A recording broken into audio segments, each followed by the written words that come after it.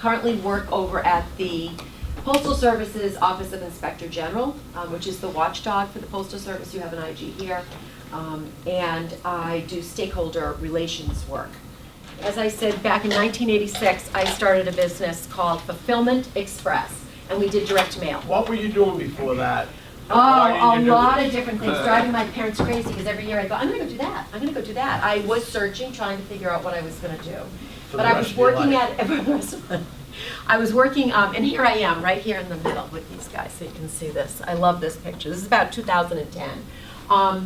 I was working at a company called Epsilon, which is a direct marketing firm that mails out massive mailings. It's still in business. But prior to Epsilon, I was working at a company called NCI, where Amanda worked. We didn't even know each other. But I was doing sales up in Boston, and Epsilon was doing the direct mail program, mailing out millions of pieces.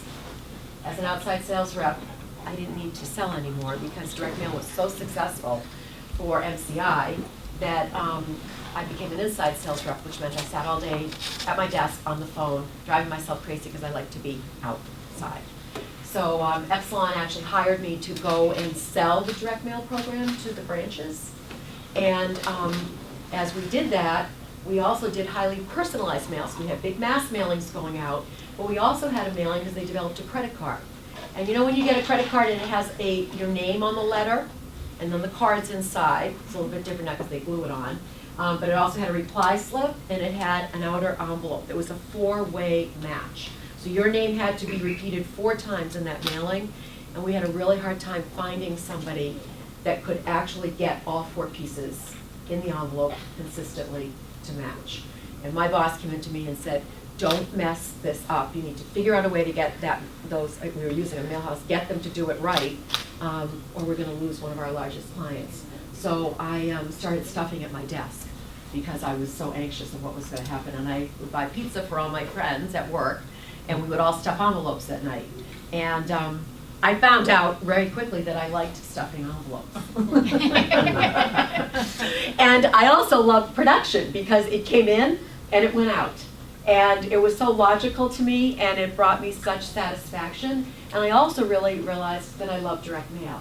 And I really loved reading what people were offering to people and the offers. So not totally straight path, little detours along the way, but eventually my bosses at Epsilon said, why don't you go do this for a living? And gave me a couple of tables like this, and I started the business. I left Epsilon, and I went to work in my home on March 17th, 1986, I remember, and Epsilon said, we'll give you some business. So I had at least one client, which was a huge help.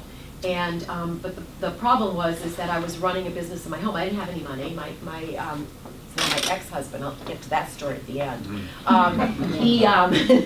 He worked in sales, and he was straight commission. So for a business, I ran it out of my house, and I had a 2-family, and it was in a very tight neighborhood. So I was working all the time, stuffing envelopes, and I didn't want to walk all the way around because you know 2 families have those big tall stairs. Mm-hmm. I started opening the window of this little bedroom that I was running the business in, and I started throwing mail bags onto my driveway.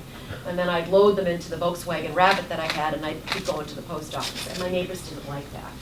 So they complained to the town manager, and I was on the front page of my paper saying, woman running express company in her home. Free press. Yeah. And then he's knocking on the door, the building manager's like, I'm giving you a week. I'm like, a week? A week? I don't have any money. Where am I going to go? But it was the best thing that ever happened, because during that time that I'm running the business in the house and I'm irritating all my neighbors, I had high school kids. I had my mailman's kid was making boxes in my garage. I had college kids coming over, and I'd let them do their laundry for free in exchange for stuffing envelopes. I had those big, those big peanuts that come in the boxes, those white peanut things. I had those all in the bedroom. The whole house was taken over. So the best thing that happened to me actually was getting kicked out of the neighborhood. And then I went and I found a building where it was awful. It was $700 a month. The floors went like this. The heat broke consistently, so we put gloves on and stuff our envelopes. And then also the sewer pipes on the street were really bad. So when the big trucks went over, the toilets would overflow into our production room every Friday. I'm not lying.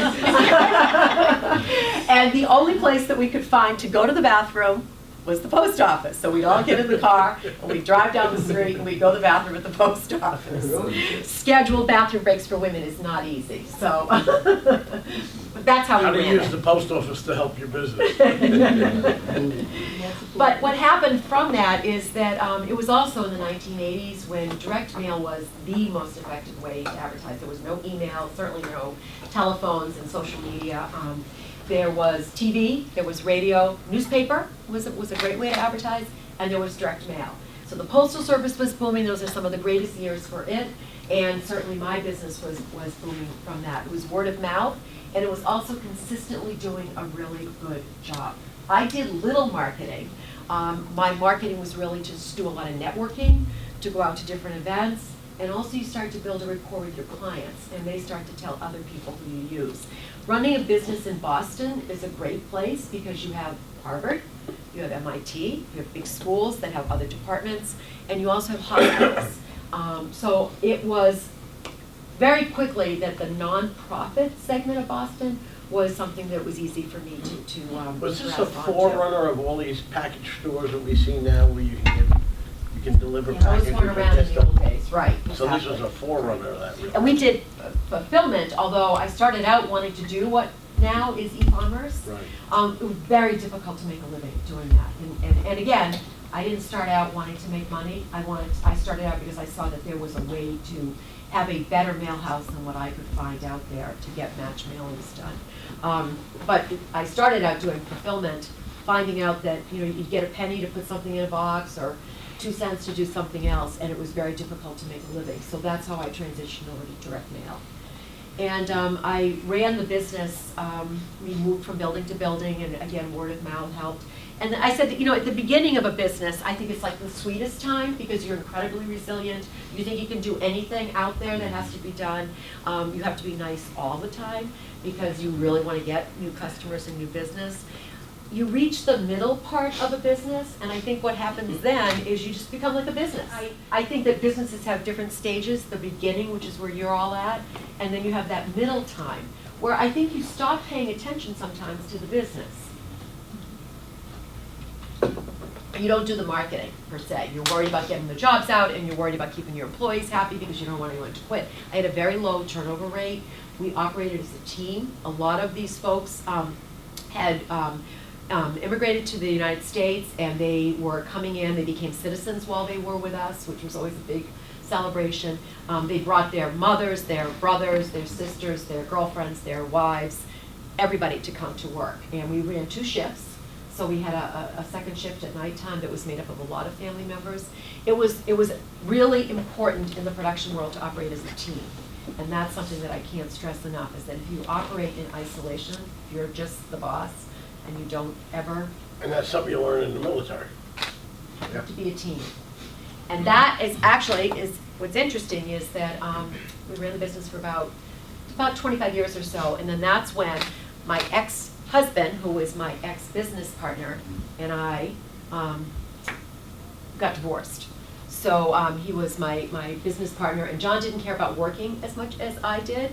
The business was very all-consuming for me. I had a kid, and I put the kid in a basket under my desk when it was a week old. A kid, my son, he's 31 now, sorry. But I put both my kids, but you can't take maternity leave when you have your own business. It's really difficult. So we ended up having to sell the business because we got divorced. I tried to keep the business, but in any good divorce, what you want is what you don't get.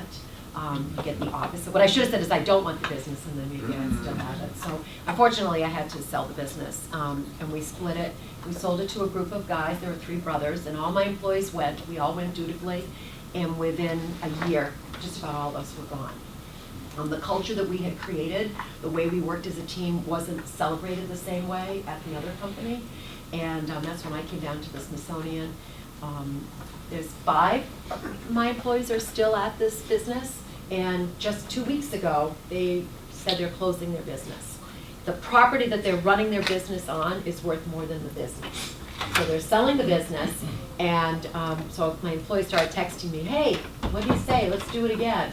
And I thought about it for like a second and said, no, that's okay, I'm all set. It's a lot of work to be in production, and it's a very physical job, and but it was very, very gratifying. So it's important to stress what Bob was saying is that at the beginning, it's really the passion that you have to have, and you want to make sure you keep that all the way through. Because making money becomes secondary, because if you've got the passion, you'll make the money if it's a really great idea that you believe in. What also happens too is if you have that level of service and you're always willing to go that extra mile for the client, when something does go wrong, and it will go wrong, then when you're trying to, always tell the truth, always, because you're just gonna get caught. It doesn't matter, always tell the truth. Call the client, we have a problem, these are what our suggestions are, here's some options on how we can fix this. And then the client generally backs off and says, Karen, go ahead, you fix it, you figure it out, because I'm gonna trust that you're gonna do the right thing. Of course, you're still gonna pay for some of that stuff to get fixed, but I think that's the whole thing, is really having that trust with the client is important. That you had to get help to be able to take care of the employees. So there could be two things that happen, is that you're bringing in people to do HR. So then the employees are saying, well, wait a minute, I like talking to you about things in my life or what I need here. I don't want to talk to someone in HR. So you start to remove yourself from your employees, and that can become hard for the employees. And then it becomes hard for you too, especially if that's what one of your favorite things is to be out with your employees. So I always was out on the floor. I just liked it. I told you I liked stuffing envelopes. So I always liked having that physical labor during the day. But that's the hardest piece, I think, is trying to figure out how you keep the employees always understanding how important their jobs are when you're not always talking to them about their own personal lives. What I would do is I'd be with the customers and my employees when we were at work, and then at night I would always take home my work. I would work a lot at night, doing the billing or doing the work orders to keep the work going. So you just have to work a lot, that's all. And if you like it, then you don't care, right? I mean, I went 3 years without a paycheck. I went 7 years without a vacation. But it didn't really matter because I liked what I was doing every day, and I knew that it was helping people to do direct mail. And I hear that a lot of people who own businesses, some years they go without a salary. But how do you live? Well, you have Kraft macaroni and cheese, you have hot dogs, all right? You don't buy a lot of clothes. It was really scary. And at one point, the only money coming in was the business. And so it was really important that we work all the time. And my work ethic was a little bit stronger than his. And that can cause friction too if you're working with a spouse or a partner, is that who's going to work harder, who wants to take time off, who really wants to stay with the business forever. I mean, it wasn't long that he was like, sell this thing, sell this thing. What? This is my baby. I'm not selling it.